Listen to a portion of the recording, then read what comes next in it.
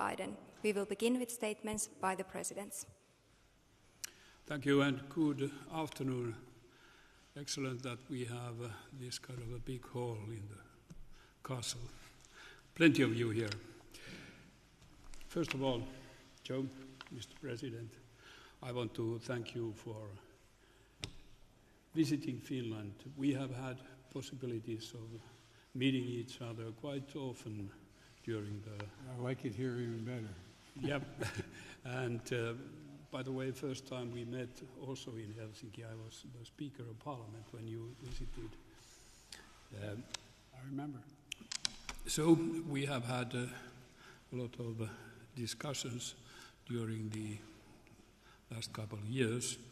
I want to once again thank you for the strong support you have given all the time. It's my honor.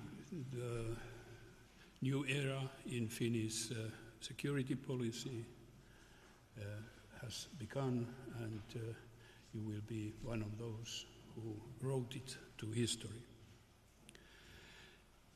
I also want to thank you for the Vilnius meeting. It was very touching to feel the unity between allies, and I think it was greatly created by you.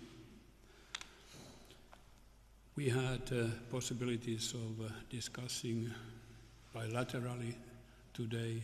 I took up the negotiations of our defense cooperation agreement. We are going to continue our security discussion by that, and that is of vital importance to Finland. In the same time also Sweden and Denmark are having similar discussions, and at the end it seems that all the 5 Nordic countries will have a bilateral agreement with USA. Technology is one of the key words for the future. There are elements like artificial intelligence, quantum technology, sky technology. All that is leading our way to the future, and we have to make sure that it's leading our way in a very secure way, and that demands responsibility of those who know how, and that is why it is very important to coordinate and cooperate with our knowledge and resources forward in this sector. We also had a discussion on our neighbor, and I think that we both share similar views. The war in Ukraine was also discussed. We both see that we will continue support to Ukraine, which is defending not only herself but also all the values we represent in the Western world. We also had a meeting with the Nordic family. It is a tradition which started during President Obama's time, and it has been a very valuable tool for us to get even better understand each other's. Security and technology were also discussed there, and a lot of time and thoughts were presented on environmental issues. So, once again, it has been great to have you here. Well, thank you, Mr. President. It's been great to be here. Look, it's an honor to be with you and our other Nordic friends. We just finished, I would suggest, a very productive U.S. Nordic Leaders Summit on the heels of the historic NATO summit in Vilnius, and where Finland took its place at the table as our newest ally. We've always been friends, but our newest official ally member of NATO. And I also want to thank Minister Christensen of Sweden, who will soon be joining NATO, and Prime Minister Støre of Norway. We've had a great relationship. And Fredriksson of Denmark, and the Minister Jacoba, daughter of Ireland. You can tell that's a Freudian slip. I'm thinking of home. The daughter of Iceland. I want to say I think we've had a very productive summit. We discussed, Mr. President, where we stand at an inflection point in history, where the decisions we make now are going to determine the course of the history for the next 4, 5, 6 decades.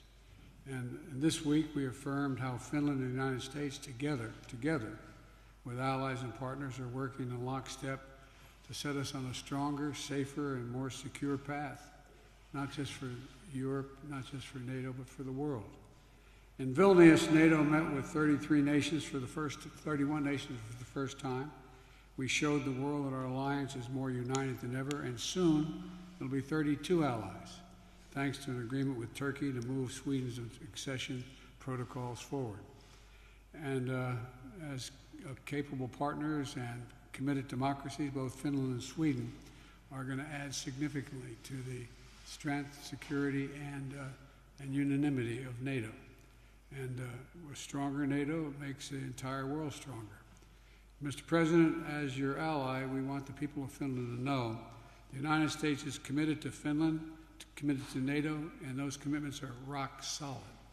That we'll defend every inch of NATO territory, and that includes Finland, obviously. Second, over the past week, we reaffirmed our unwavering support for the brave people of Ukraine as they defend their country against Russia's brutal and inhumane attacks. Our allies and partners around the world understand that this fight is not only a fight for the future of Ukraine, it's about sovereignty, security, and freedom itself. I want you to think about what would happen if we didn't do anything. What is likely to happen in the rest of Europe if we did nothing? So this week, NATO's officially elevated our relationship with Ukraine. Allies also agreed to lift the membership action plan that's usually required before you could be admitted from Ukraine. And it's created a path to membership for Ukraine as it continues to make progress on the necessary democratic and security reforms required of every NATO member. We also made clear to President Zelensky that we're not waiting for NATO membership to be finalized to commit to the long-term security of Ukraine. The leaders of the G7 together issued a new joint declaration of support for Ukraine, a declaration I was glad to see the Nordic nations immediately welcome and support it. It's going to launch a process open to any nation to negotiate bilateral security agreements with Ukraine until they're officially members of NATO. It will not only ensure that Ukraine can defend itself today, but it will deter future aggression as well, with a capable force across land, air, and sea from their friends. And finally, at every stop and every summit on this trip, we focus on using the power of partnership to take on the challenges that matter most to the people's lives in our countries. In the United Kingdom, we brought together public, private, and philanthropic partners to discuss ways to unlock literally trillions of private dollars in finance to fight climate change. In Lithuania, NATO allies met, and the EU and our Indo-Pacific partners to continue advancing our work on terrorism, cyber threats, resilience, and so much more. And here in Finland, at our U.S. Nordic Leaders Summit, we reaffirmed our commitment to stand together, to power a clean energy transition, to preserve regional security, to promote democratic values, and to pioneer the technologies of the future, from quantum computing to advanced communication systems, so we did it together.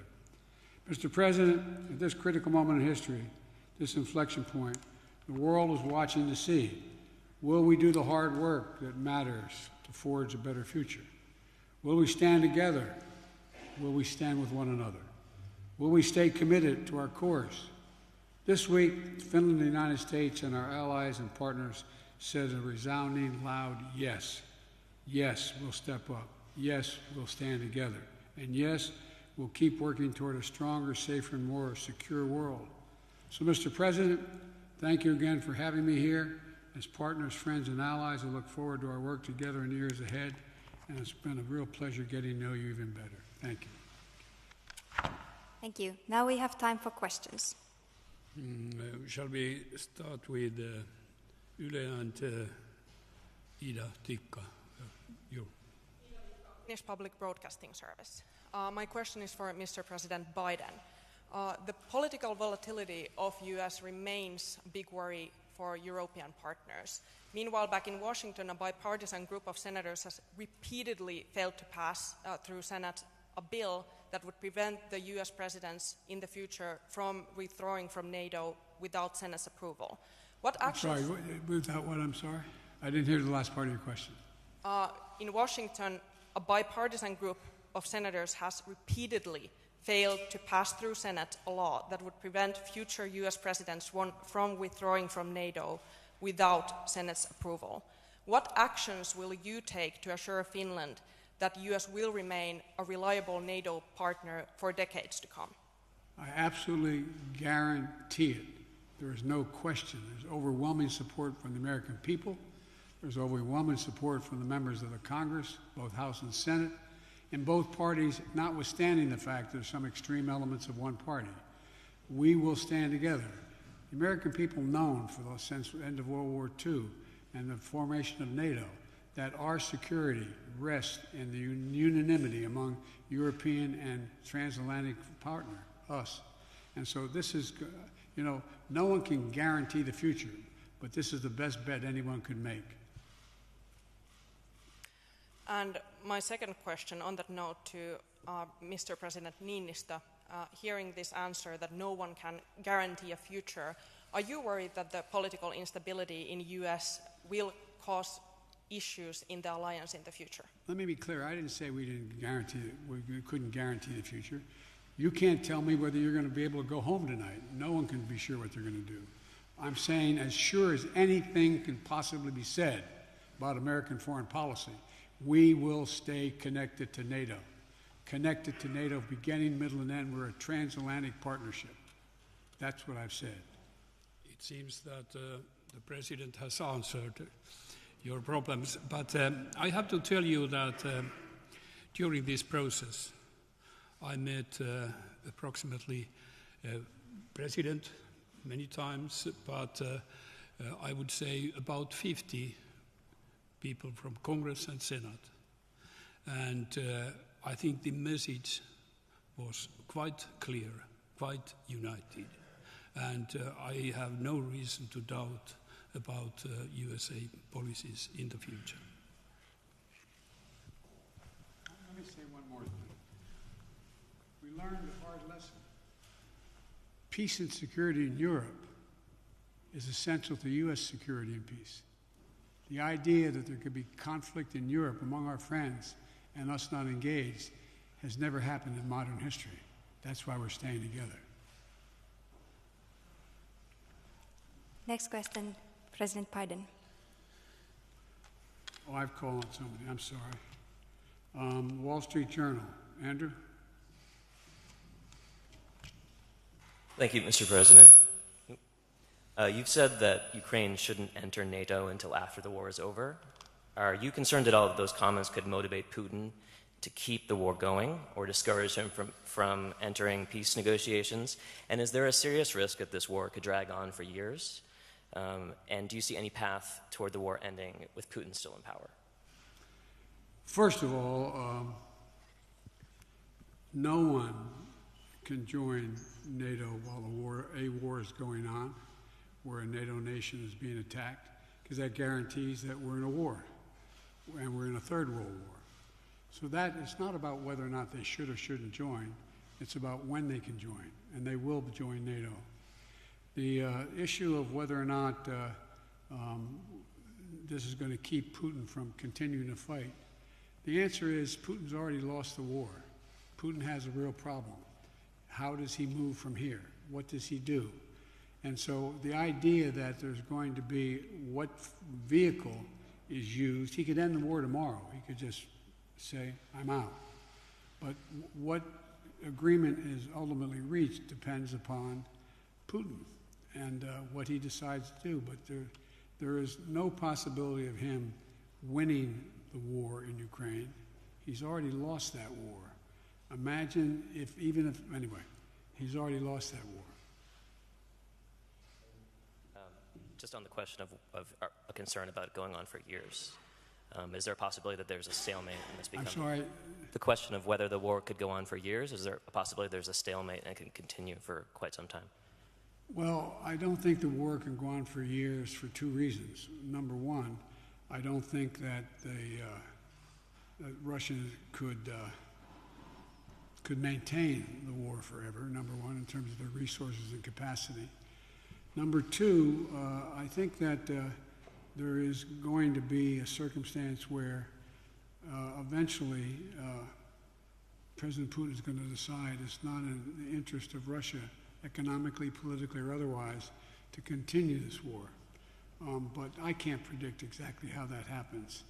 My hope is, and my expectation is, you'll see that Ukraine makes significant progress on their offensive, and that it generates a negotiated settlement somewhere along the line.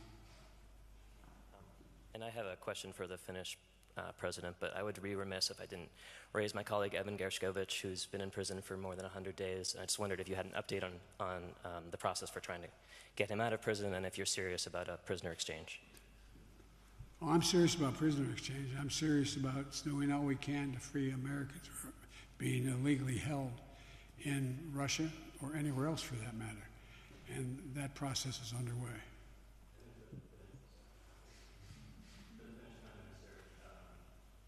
Do you envision the possibility of the U.S. having a permanent military base in Finland? Like I told, we are discussing on GCA, the Defense Cooperation Agreement, and it has a lot of elements. They are still open, but we are open on negotiations, and I know that our counterpart is also very open. So let us see. Next question goes to President Niinistö, please. Yes, it's Helsingin Sanomat and Elina Väntönen. Thank you, Mr. President. And my question is for Mr. President Biden. Okay. Or should I just say President Biden? You have repeatedly talked about Finlandization becoming NATOization of Finland. Now, based on your... What nation? You have repeatedly talked about Finlandization Oh, becoming NATOization of Finland. Based on your long experience, how does that change Finland's place in the world? Well, first of all, the context in which I said that was the gentleman who occupies a seat on the other side of your border in Moscow said he wanted the Findalization of NATO. I said it was more likely he's going to get the NATOization of Finland. That's the context in which that was said. And what was the second part of your question? I asked, how has Finland's position in the world changed during this NATO membership process? Finland's already a strong, vibrant nation. I think what Finland's joining NATO does, and Sweden as well, when the Nordic countries are all members of NATO, just makes the world safer. It significantly increases the prospect that there is less likely to be war. We're deadly earnest about the notion. We'll defend every single inch of NATO territory. And now we're on a way of getting to 32 NATO nations. That's a significant commitment. And so the likelihood of any nation voluntarily deciding they're going to attack one of the nations or Finland is highly unlikely. And so, but if it were to, they understand they're not just attacking Finland, they're attacking 31 other countries. Next question, President Biden, please. Oh, I'm sorry. I guess it's Arlette, CNN. Oh, thank you, Mr. President. We've seen more disarray with Russian generals, most recently with the firing of a general who criticized the defense ministry, this following that rebellion by Prigozhin. Does this raise any new concerns about Putin potentially doing more drastic things regarding Ukraine, like nuclear weapons, or potentially against the U.S., like election interference? Well, first of all, they're already interfered in American elections, so that would not be anything new. They did that last time they tried to. But with regard to, I don't think there's any real prospect, you never know, but of Putin using nuclear weapons. Not only has the West, but China and the rest of the world has said, don't go there.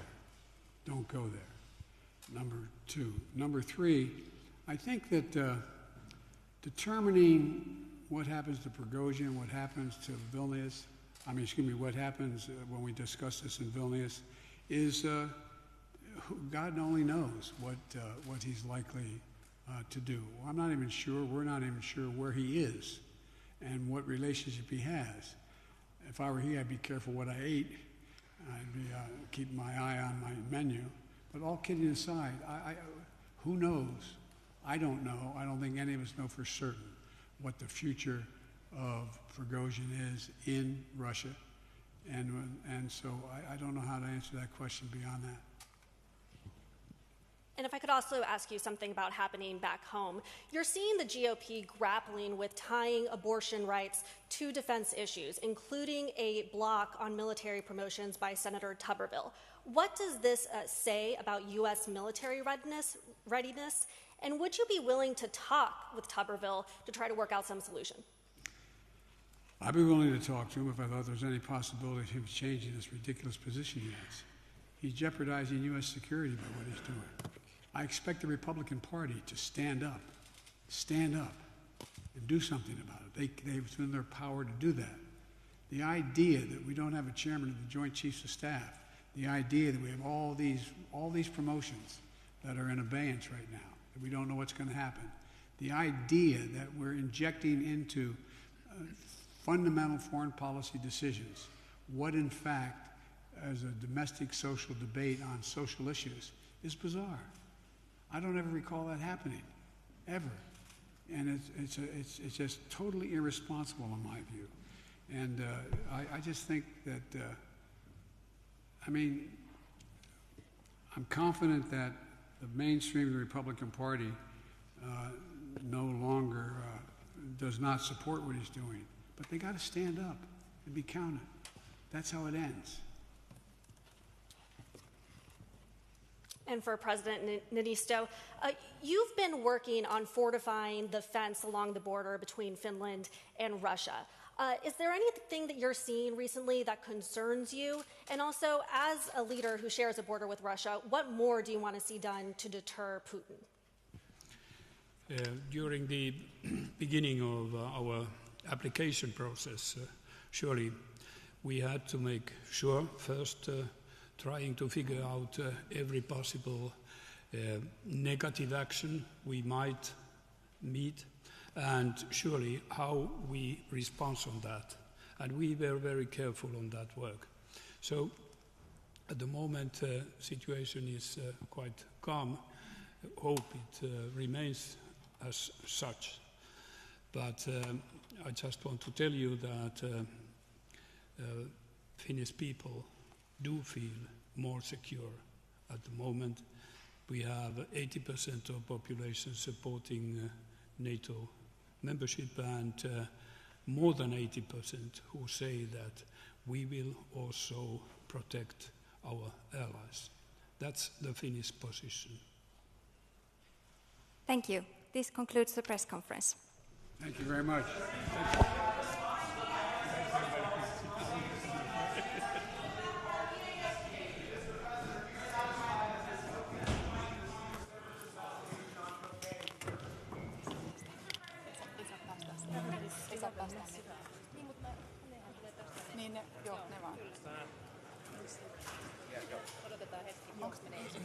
Teillä on aulassa joku sitten siellä. Teillä on aulassa. Joo.